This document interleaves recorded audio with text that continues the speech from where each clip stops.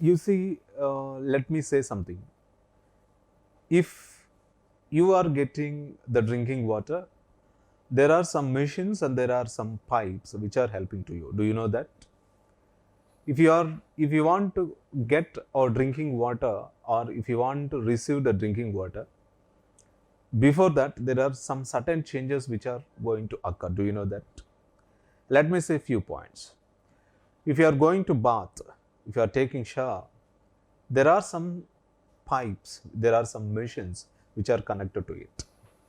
So anyway, the process, if suppose if you want to move in America, or if you want to visit America, you need to transport by the aeroplane, isn't it?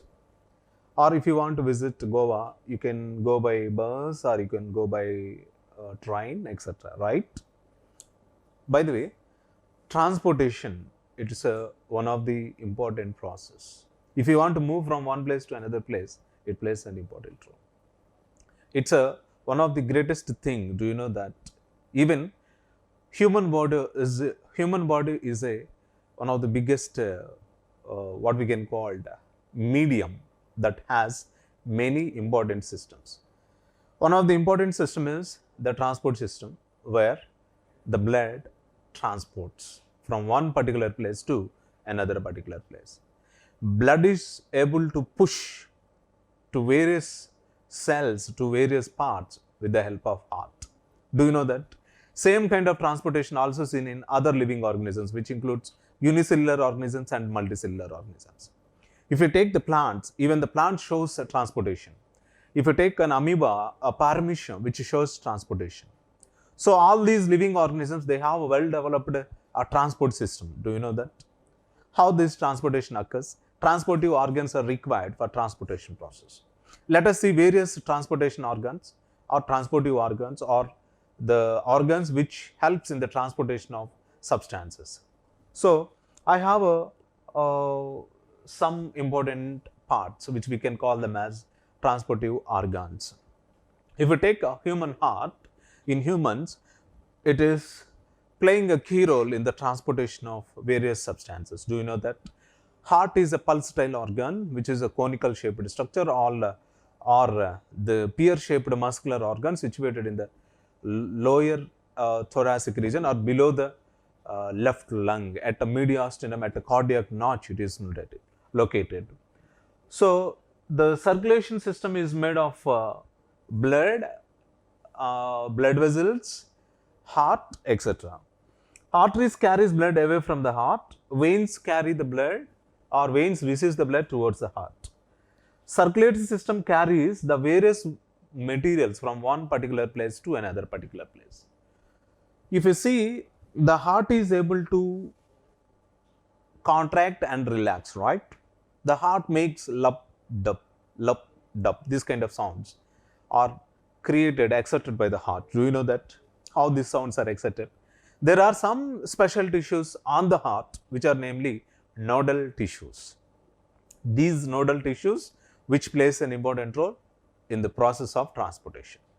How they are playing a key role in the transportation? There are some reasons, right? Let us find out the reasons. These nodal tissues are located in the various parts of the heart, like on the surface of right atrium, sinoauricular node is present, whereas if you see the AV node which is present below the right auricle, AV node opens into muscular fibers called as the bundle of his. Bundle of his directly opens into Purkinje fibers. You can see the Purkinje fibers, and here you can see the bundle of his. In this way, the nodal tissues, what are the uses of these nodal tissues? How they are helping in the process of contraction of the heart, or whereas relaxation of the heart. So let us see how these fibers helps. These fibers are nothing but electromuscular fibers, which can generate a small amount of electricity. Muscular fibers which can generate electricity. So sinoauricular node, nodal tissue which generate a small amount of electricity at the 21st day of embryonic development. Do you know that? Our heart beats at the age of 21st day of embryonic development. Would you believe that at the age of 21st day, while we were in mother womb, how the heart is able to pump the blood, or how the heart is able to contract or relaxes. It's a fascinating and magical thing. We can say that it's a magical thing. The nodal tissues plays an important role in the contractions and relaxations. The heart is 5 inches long in humans, width is 3 inches long, and AV node, auriculoventricular node, SA node, sinoauricular node, and all these fibers are playing a key role in the contractions and relaxation. Most probably, human heart is a pear-shaped organ. In all humans, it is a pear-shaped organ, and heart has 4 chambers with valves. Heart has connected with 5 major blood vessels. External heart is quite different from internal heart, and we are going to see even the internal structure of human heart. Let us see the parts of internal structure of human heart. Here, the internal heart contains various parts. If you see the internal heart, there are 3 pericardial membranes seen, or the membranous structures that are present around the heart. An outer membrane is called epicardium, middle one is called myocardium, whereas the inner membrane is called as a endocardium. Epicardium, myocardium, endocardium. The 3 layers are present at the walls of heart. So, as you can see, the 4 chambers of the heart along with the 4 valves that are present in the heart. Left atrium is separated by left ventricle through left atrioventricular septum, which is guarded by left atrioventricular aperture. In this aperture, there is a small valve is present called bicuspid valve, through which the blood comes into left ventricle. On the right side, if you see, right atrium is separated by right ventricle through right atrioventricular septum, contains small aperture. This aperture contains a valve called as tricuspid valve. And whereas if you see, the pulmonary aorta opens into right ventricle, and at the opening of pulmonary aorta, there is a valve present called pulmonary valve, pulmonary semilunar valve. We can call it as pulmonary semilunar valve.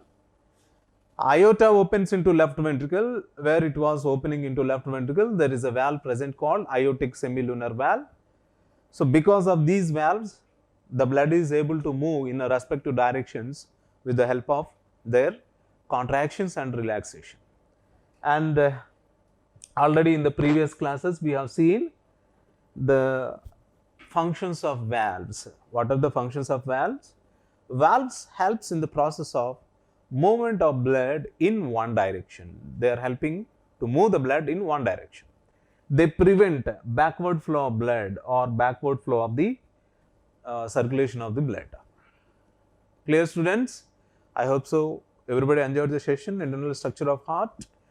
We'll meet in the session once again, in the next session. Until be safe, stay tuned. Have a nice day.